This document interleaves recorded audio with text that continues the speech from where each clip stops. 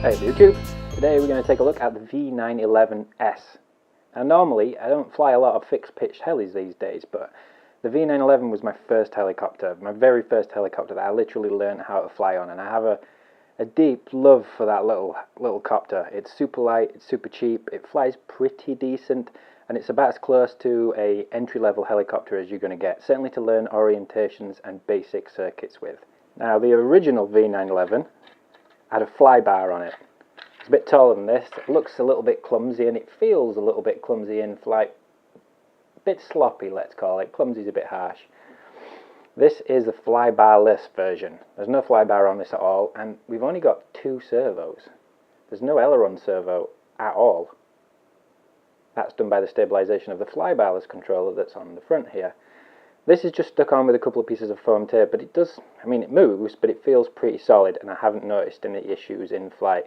Apart from that, it's a really standard micro heli design. Okay, I get 34.4 grams without the LiPo, and 41.64 with the LiPo, so that's pretty light. Now it says on the Banggood page you're going to get 67 minutes flight time, and normally this is a gross exaggeration of what you actually get. I actually did get 7 minutes from this out of the stock battery until it wanted to land, and when it does land, well, on its own pretty much, checking the LiPo afterwards, it was at 3.8 something, 8.3 I think it was, which is pretty respectable. You're not going to harm a LiPo even flying this to the point where it falls out of the air or wants to land itself. Now out of the box, this wasn't completely issue free.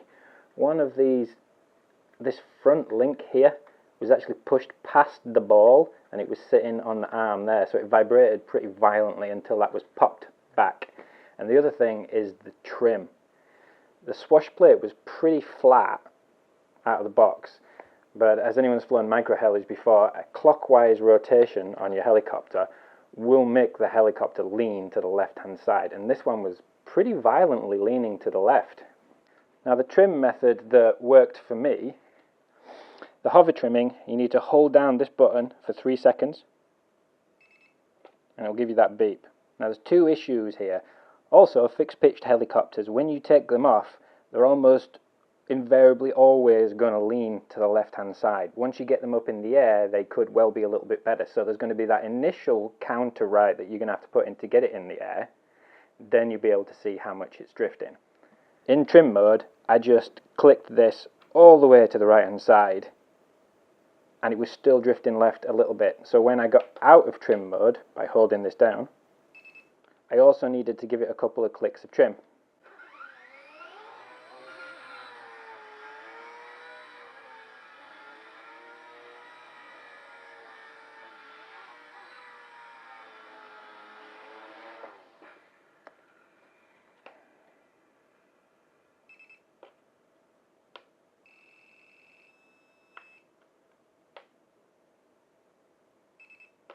So that's trimmed all the way over to the right.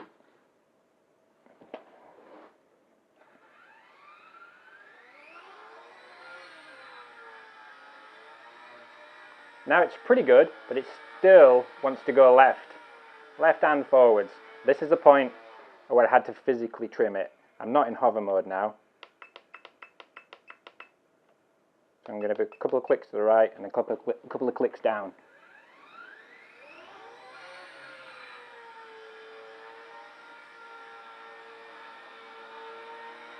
And at that point I've got a relatively flyable heli. It's not what I would call hands off, but not many fixed pitch helis are as well. Sometimes if you keep them spinning, it will kind of counter whatever lean it's got. Now, one thing I should say is, if you're expecting a heli to fly like a quad in terms of like an E010 nailed to the spot, it's just not going to do that. Plus your throttle is going to have to be, it's a bit softer. Like this, I'll give it, that's full climb. There's a little delay as it ramps up, because we can't change the pitch here, we can only change the speed of the blades. So this is a pretty mild little helicopter.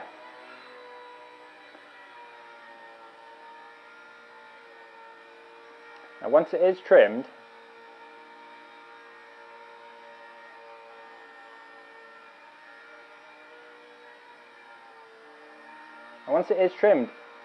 it's pretty good, but it's still challenging to fly in a tight space inside.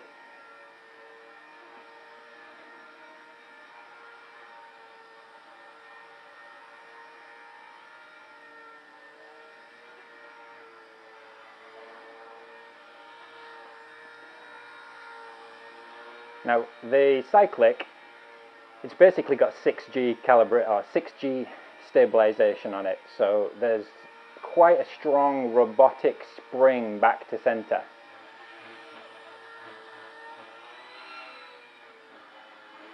As you can see there, I'm making inputs and going back. It's really springy. Almost feels like a Hubsan quad. So making really gentle cyclic movements isn't that easy. Not in a tight space anyway. Now the yaw is opposite to that.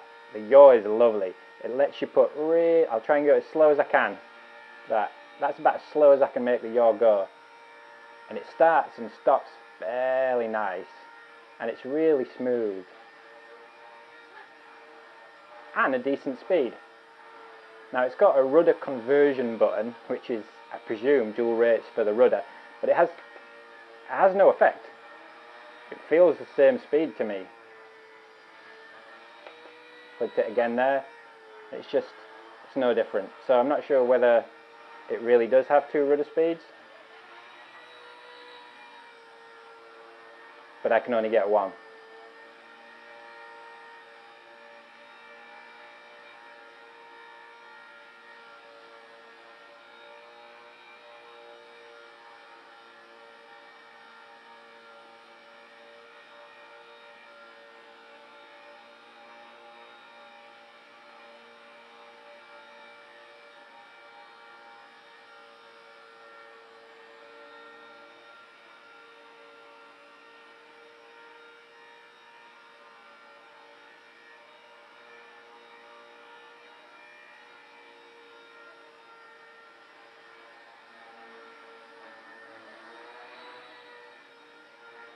And just like the original V911, when you yaw, it will tend to, not dart off to the side, but it will tend to move off to the side.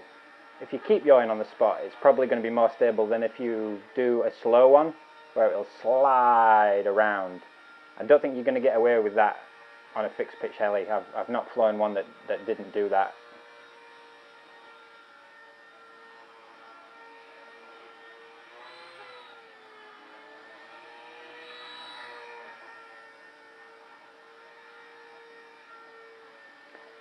Now the 6G stabilization, there's no way of turning that down. It's always going to feel kind of springy. Now if you're a really new pilot, that might be what you want, but it's a shame you can't at least tone that down a little bit.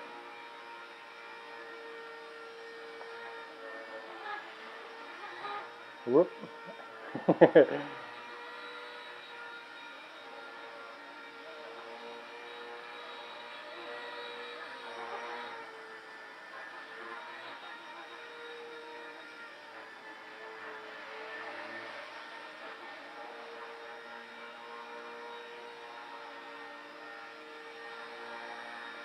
Considering this has only got a 250 milliamp hour battery, it does fly for an incredibly long amount of time.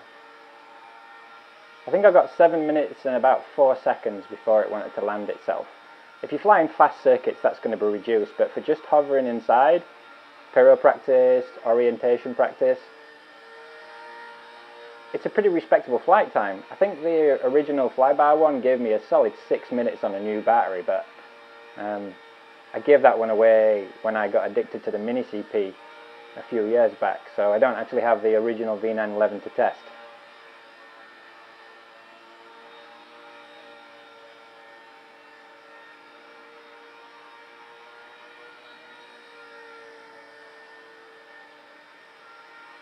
Now I haven't crashed it a lot. I've definitely crashed it. It's had a good 6 or 7 crashes, but not anywhere near as much as I crashed the original.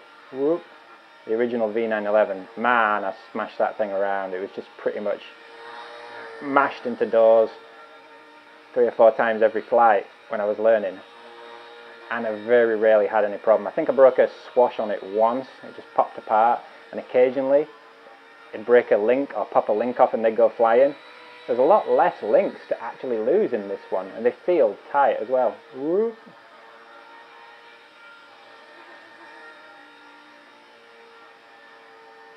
I'll get the tail in front. Oh, now it's wanting to land itself. Now these are pretty old and tired now, but I've got some 300 mAh nanotechs. They're 45 to 90C, which we all know is fibs, but these put out the most power out of any 1S 300 mAh-ish size batteries that I've used yet. They're really stonking. Oh, if you do buy any of these, check your polarity as well. They come as 9 Eagles compatible, so it's probably the opposite to this. You can press down on those pins there and pull the connector, pull the wires out of the connector, and then swap them over. But yeah, do double check that if you end up buying any of these.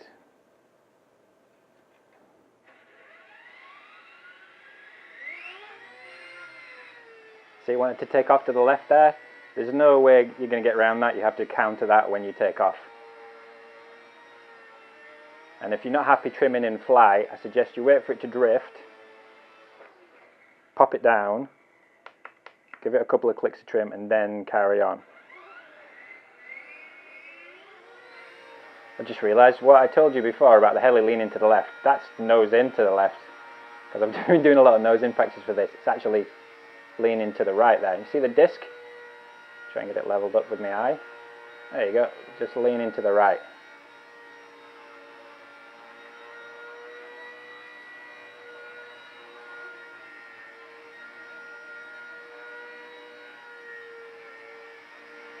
Now it's leaning to the left.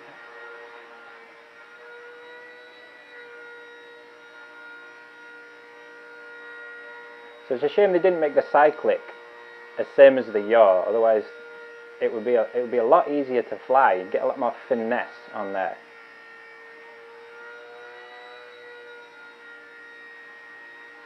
But as you can see, it's perfectly good as an inside trainer.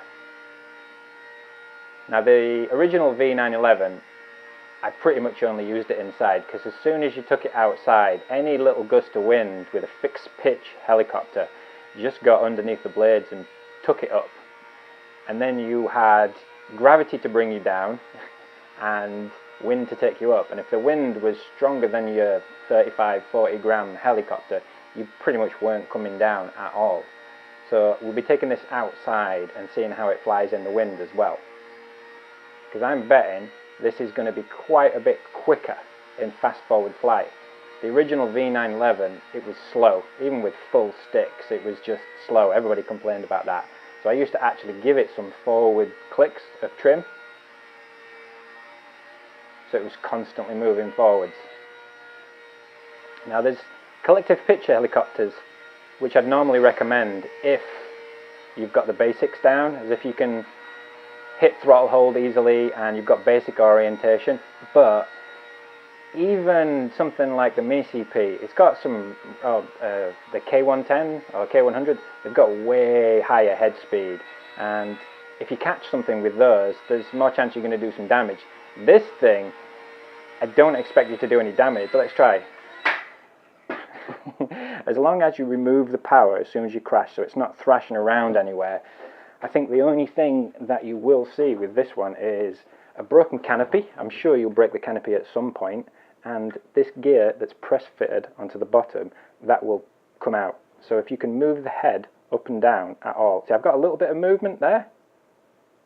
Just a little bit of movement there. Press down on the head and up on the gear. There you go. Without that seated properly on there, it's going to fly horrible, and you'll get all kinds of stuff happening. So do check you haven't got any vertical play in the head. That's pretty universal with micro helis that press fit the gear on the bottom. And there is a D-shaped shaft and hole there, so make sure you get the flat spot orientated up as well.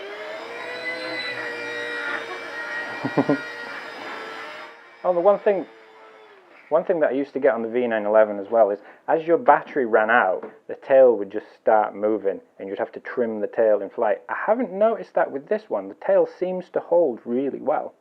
Now what I am seeing is a lot of wobble. It's like the gains are slightly too high or the blades are unbalanced, but it doesn't feel kind of mushy and sloppy like the Flybar V911 did.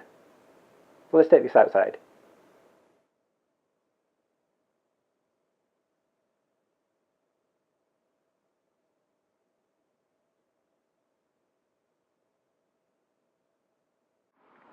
Okay, no doubt it's far too windy for this little thing outside, but I've only had a chance to hover it inside so far, so I want to see how it flies circuits. And I guess we'll find out how it handles wind.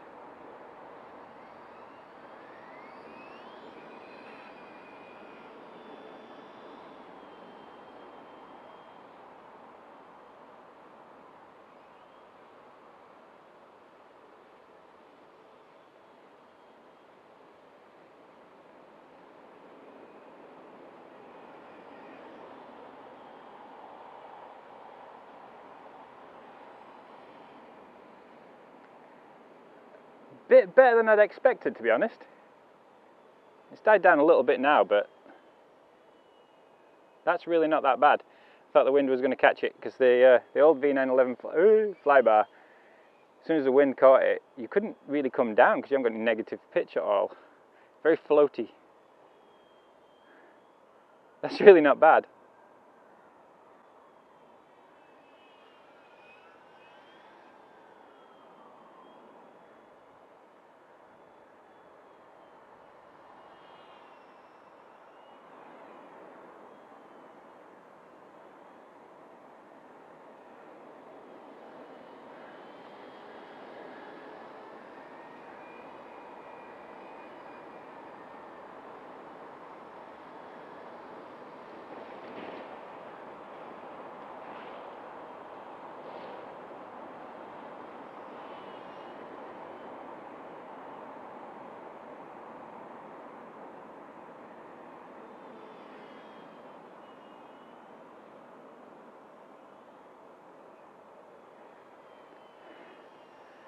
It's not it's not going to handle any funnels or anything like that particularly well, but it's actually a little nicer than I expected out here in the wind, opening it up. It feels more precise outside than it does hovering on the spot.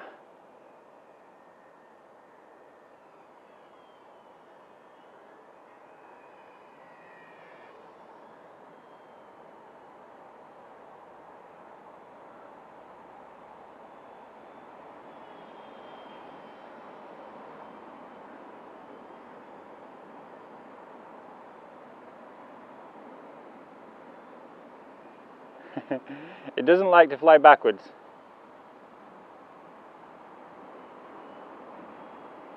But I'm guessing if you've bought a fixed pitch heli, you probably don't want to fly backwards.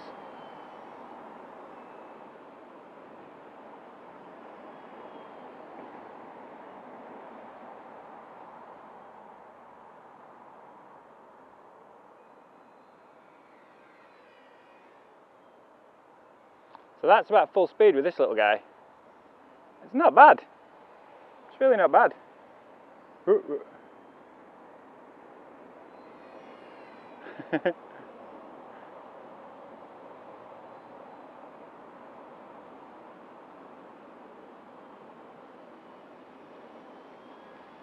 mean, it will fly backwards, but turning's not so great.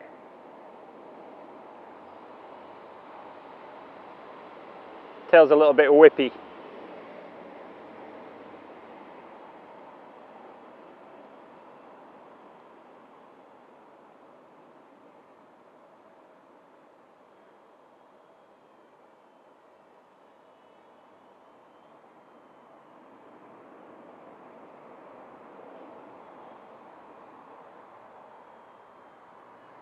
So yeah, surprisingly decent. A little bit better than I expected, this one, outside.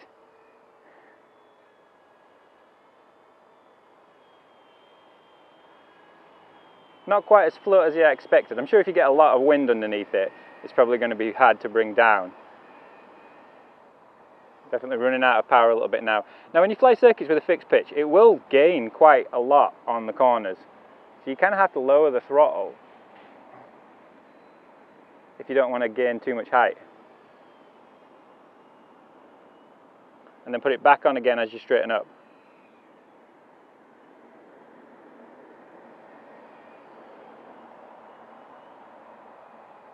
But in terms of learning circuits, it's perfectly doable.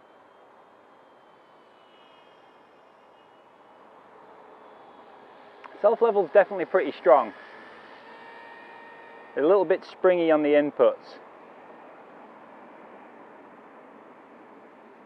So finessing tiny amounts of input is a little difficult, but as soon as you get it moving in a circuit, like even just a gentle speed, and you're holding some inputs constantly on the cyclic, it's really not bad at all. I dare say this is better in the wind than the V911, which I'm quite surprised about.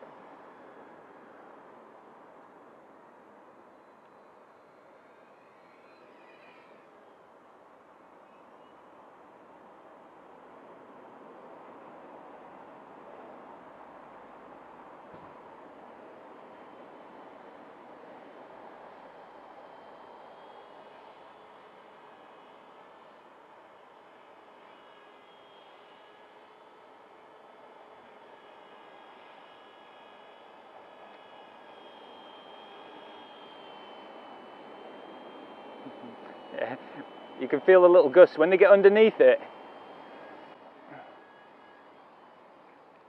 Losing power there. But yeah, that's loads more flyable outside, even in fairly aggressive wind than I expected. Now I'm just going to try it briefly with a slightly heavier battery than the little tiny 250 stock and see how it handles outside. Okay, so this one's a big heavy 450.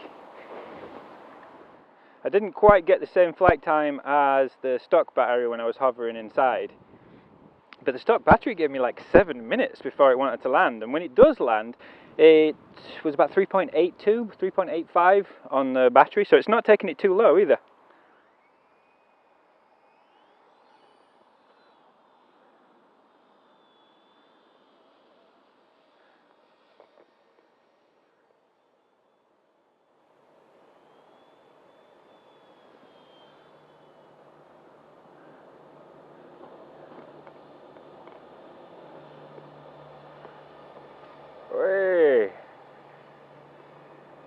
Yeah, going into the wind there, I was at full throttle and I couldn't even climb.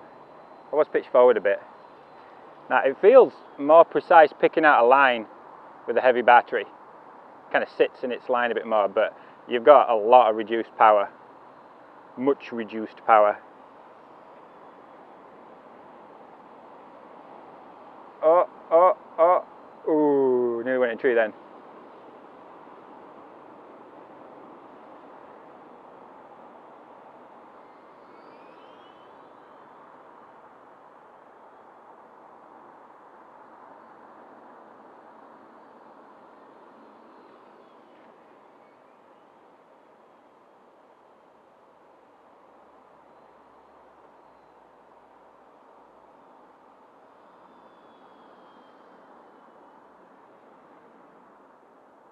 Whoa!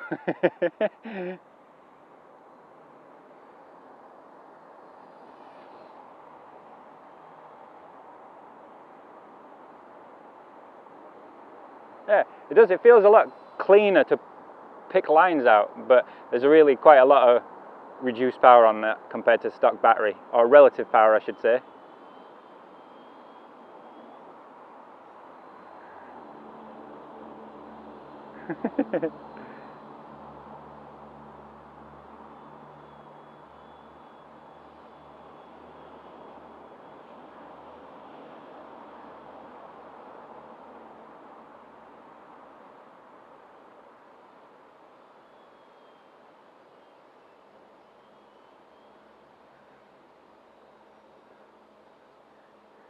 Yeah, really finesse subtle cyclic movements you need for like pyro circles and stuff.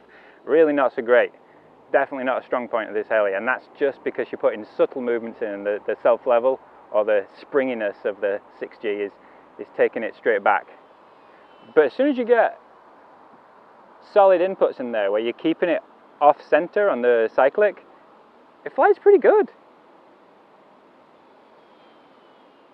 Now I don't have a V911 Flybar anymore to test against it, but I think I remember it pretty vividly. It was my first heli, and I have a lot of love for that heli.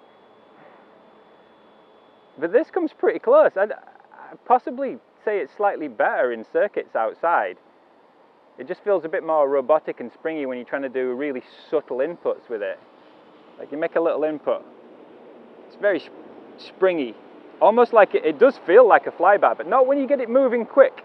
It feels a little bit more flybarless and a bit more robotic and possibly cleaner. Now that roboticness that it's got on the cyclic, it's really not there on the yaw. The yaw you can put really tiny, subtle, slow, precise movements in there. They've really done a cracking job on the yaw.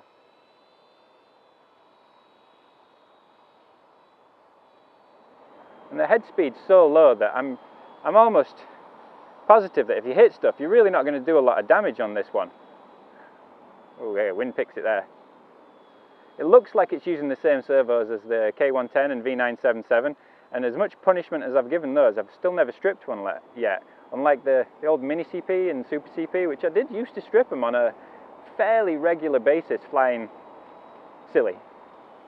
Now, when I use this heavy 450 inside, I noticed that the motor was red hot after, wind got me there. The motor was red hot after a flight. So I'll fly this until it doesn't want to fly anymore, and we'll have a little look what the battery's at when I'm done.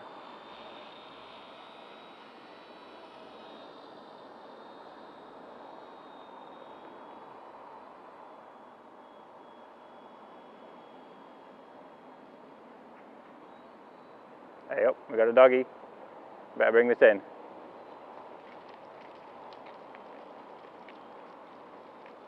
Yeah, if it gets really windy towards the end of the pack or you haven't got as much power, it's definitely a little bobbly. But even a fast collective pitch heli is going to be bobbly in this wind. It's actually pretty pleasant to fly outside.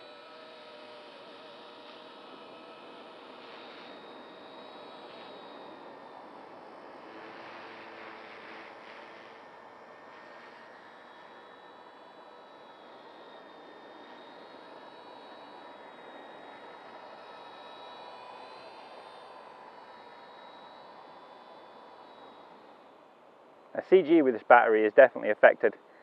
It's a little nose heavy, but that just makes it want to move forwards in a flight. I know with my V9, the original V911, I found it too slow in fast forward flight, so I used to trim it forwards. So when you had full stick inputs, you'd just get that little bit more pop. This doesn't need it.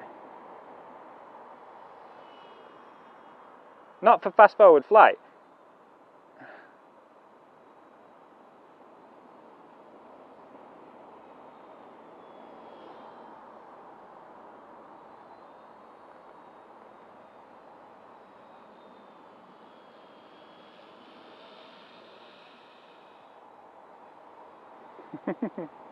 It's definitely bobbly. I mean, you could practice pure stuff with it, but it's not particularly satisfying.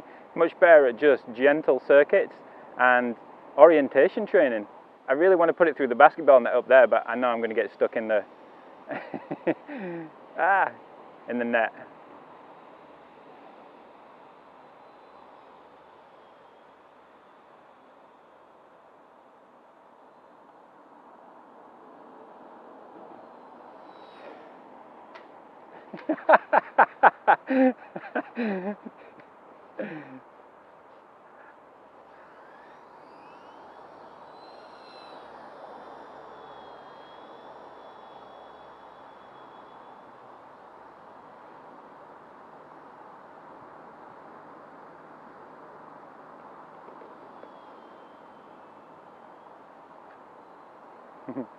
Okay, losing power now, we'll bring it in.